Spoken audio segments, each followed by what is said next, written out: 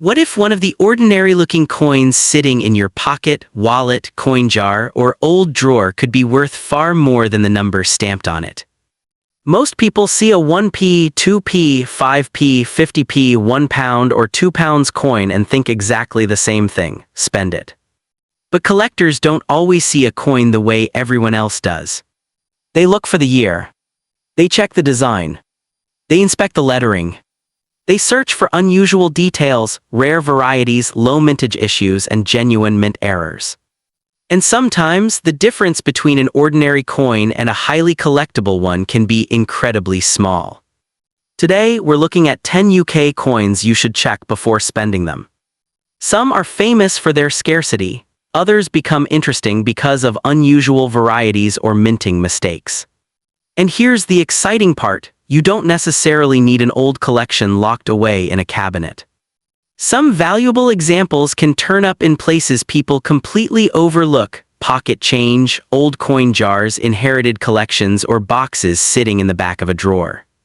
So before you spend your next handful of British coins, stay with me. Because coin number 10 is only the beginning, and the final coins on this list could be the ones you most want to recognize.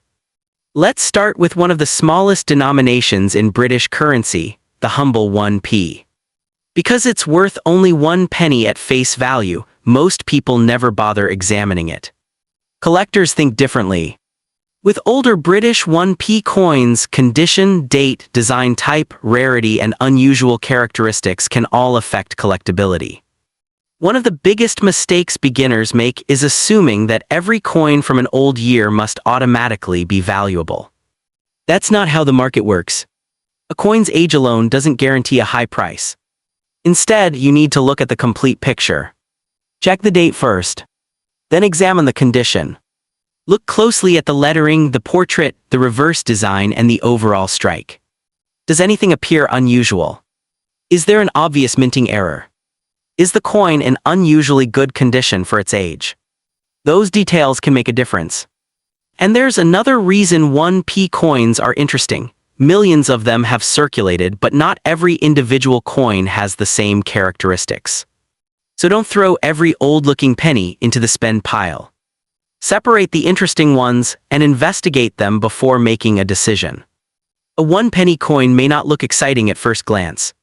But in the world of collecting, tiny details can sometimes create big interest. And now we're moving up to a denomination that has produced some fascinating varieties over the years. Next up is the 2p coin. This is another denomination most people barely notice. You receive one in change, put it in your pocket, and eventually it disappears into a jar. But some 2p coins have attracted serious attention from collectors because of specific dates, designs, varieties, and errors. One particularly famous example involves older British 2p coins carrying the wording, "New pence." That doesn't mean every 2p with those words is valuable. This is important. Online videos often make rare coins sound much easier to find than they really are. The smart approach is to identify the exact coin first and then verify whether the variety is genuinely scarce. Condition matters too. A heavily worn coin can be much less desirable than a similar example with sharp details and minimal damage. So when checking your 2p coins, don't just look at the number. Look at the date. Look at the wording. Look at the design. Look at the edge. And inspect the coin under good lighting. If something looks unusual, don't clean it. Cleaning can damage the original surface and potentially reduce collector appeal. Instead, keep the coin as you found it and compare it with reliable references. Because sometimes the most interesting coin isn't the oldest one. It's the one with the unusual combination of date, design, condition, and variety. And our next denomination can be even more exciting when it comes to minting differences. Now let's talk about the 5p coin. The modern 5p is tiny, but its history makes it an interesting denomination for collectors. There have been different specifications and designs over the decades, and that means the date can immediately tell you where to start. If you find an older 5p, don't automatically assume it's worthless simply because it looks ordinary. Check the date. Then compare the size and design with known examples. Look carefully at the lettering and the details of the reverse. The next thing to consider is condition. A coin that has spent decades in circulation can develop scratches, discoloration, dents, and heavy wear. That can dramatically affect its collector appeal. On the other hand, an older example that has survived with strong details can be much more interesting. And then there are errors. A genuine mint error is different from ordinary damage. A coin that was scratched, bent, or damaged after leaving the mint isn't automatically a valuable error. Collectors are looking for evidence that something unusual happened during the manufacturing process. That's why authentication matters when you think you've found something special. So take your 5p coins seriously. You don't need to inspect every single coin under a microscope. But if you notice an unusual date, design, or apparent minting anomaly, put it aside. Because we're about to move into one of Britain's most famous collecting denominations, the 50p. If you've spent any time looking into British coins, you've probably heard about rare 50p pieces. The 50p has become one of the most popular areas of modern UK coin collecting. Why? Because there have been numerous commemorative designs, special releases, and low mintage issues. And this creates an important lesson for beginners. Not every commemorative coin is rare. A colorful design or unusual picture doesn't automatically mean the coin is worth hundreds. What matters is the specific issue. Collectors may consider mintage numbers, availability, condition, demand, and whether the coin is a genuine recognized variety. Some 50p coins became famous because relatively small numbers entered circulation. Others became popular because of their connection to major events or characters. So when checking your 50p collection, don't only search for one famous coin. Look at the entire group. Sort them by year. Separate commemorative designs. Inspect condition. And then research the specific issue. One of the biggest advantages of 50p collecting is that the coins are easy to recognize. You don't necessarily need specialist equipment to begin. A good light, a magnifying glass, and a reliable reference can take you a long way. And if your 50p doesn't turn out to be rare, don't worry. You've still learned something useful. But now we're moving to the £1, where changes in design and minting history create another fascinating collecting area. The £1 coin has gone through major changes, making it especially interesting to examine. Older round £1 coins were eventually replaced by the newer 12-sided design. That transition created millions of collectible possibilities. When checking an older £1 coin, start with the basics. Look at the date. Look at the reverse design. Check the lettering. Inspect the edge. Then compare the coin against known examples. The edge can be particularly useful because different £1 issues can have different edge inscriptions or patterns. But again, don't confuse damage with rarity. A coin with strange-looking lettering isn't automatically a valuable mint error. It could simply have suffered damage during circulation. This is why experienced collectors don't rush to conclusions. They compare. They verify. They look for evidence. Another factor is condition.